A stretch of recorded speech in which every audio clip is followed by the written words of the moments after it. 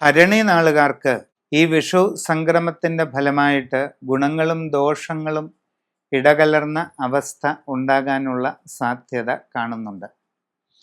നിങ്ങളുടെ കർമ്മരംഗത്ത് ചില നേട്ടങ്ങളൊക്കെ ഉണ്ടാകും. പുതിയ ജോലിയിൽ പ്രവേശിക്കുവാൻ വേണ്ടി ശ്രമിക്കുന്നവർക്കത് സാധിക്കുന്നതാണ്.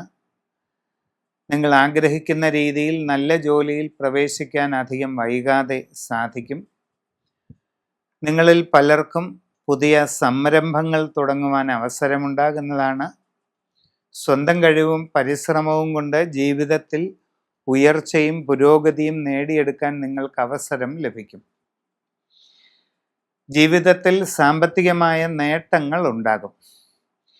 വിവിധ മേഖലകളിൽ സ്വന്തമായി പല തൊഴിലുകളും ചെയ്തുകൊണ്ടിരിക്കുന്നവർ കൂടുതൽ ജാഗ്രത കാണിക്കണം. നിങ്ങളുടെ തൊഴിൽ രംഗം ശരിയായി മുമ്പോട്ട് കൊണ്ടുപോകുന്നതിന് കൂടുതൽ ശ്രദ്ധാപൂർവമുള്ള പരിശ്രമങ്ങൾ ആവശ്യമാണ്. വിദേശ രാജ്യങ്ങളിൽ ജോലിക്ക് പോകാൻ ശ്രമിക്കുന്നവരും ശ്രദ്ധ കൂടുതലായി നൽകേണ്ടതാണ്. നിങ്ങളുടെ അശ്രദ്ധ കാരണം അങ്ങനെയുള്ള ശ്രമങ്ങളിൽ ചില പോരായ്മകൾ ഉണ്ടാകാൻ ഇടയുണ്ട്. അത് ശ്രദ്ധിക്കണം. കുടുംബപരമായ കാര്യങ്ങളിൽ കുറച്ചുകൂടി സൂക്ഷ്മത പാലിക്കുക. സംഭാഷണങ്ങളിൽ വേണ്ടത്ര ആത്മനിയന്ത്രണം, മിതത്വം ഇതൊക്കെ ശീലിക്കുന്നത് നല്ലതാണ്.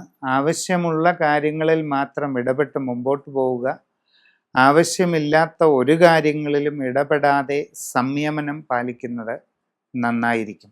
കച്ചവട രംഗത്ത് പ്രവർത്തിക്കുന്നവർക്ക് അപ്രതീക്ഷിത സാമ്പത്തിക നഷ്ടങ്ങൾക്ക് സാധ്യതയുള്ളത് കൊണ്ട് വളരെ കരുതലെടുക്കുക. നിങ്ങളുടെ ബിസിനസ്സിലെ കസ്റ്റമർമാരുമായി നല്ല ബന്ധം നിലനിർത്താൻ ശ്രമിക്കണം. നിങ്ങളുടെ ബിസിനസ് മേഖലയിൽ അശ്രദ്ധയും ആലോചനക്കുറവും കാരണം അബദ്ധങ്ങൾ ഉണ്ടാകാതെ സൂക്ഷിക്കണം. ആരോഗ്യകാര്യങ്ങളിൽ പ്രത്യേകമായിട്ട് ശ്രദ്ധ ഉണ്ടായിരിക്കുന്നത് നല്ലതാണ്. അവിചാരിതമായി ശാരീരിക അസ്വസ്ഥതകൾക്ക് സാധ്യത കാണുന്നുണ്ട്. യാത്രാക്ലേശം, അലച്ചിൽ ഇവയൊക്കെ ഉണ്ടാകാനുള്ള സാധ്യതയും ഉണ്ട്.